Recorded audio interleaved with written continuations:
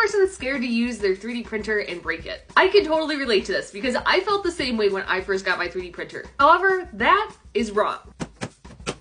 3D printers are surprisingly durable. When I first got mine, I would do things so gingerly with it. I always thought that I was gonna break something and I would never be able to fix it. But actually, one of the greatest things about most of the 3D printers on the market is almost every part on them is interchangeable, and even if you do break a specific part on it, you can usually buy that part and just replace that single part without having to replace the entire 3D printer. For me personally, while I was super careful in the beginning, as I started getting more comfortable with them and making more content, I started just doing destructive things to my 3D printers just for shits and giggles. And there doesn't seem to be a single thing that I've done yet that's been able to take my printers fully out of commission. Like when I threw my under in the garbage and you all got mad, but it was a joke, not your mom's strap-on. You don't have to take it so hard. Or when I used to cook things on my build plates, you just need soap and water. Or a leaf blower and vodka also work. I used to have the screws upside down in my snap maker and it would knock off my build plate every time I would run a print. One time, one of my unders picked the other under up by one of the cords. That time I accidentally laser engraved safety last onto my build plate.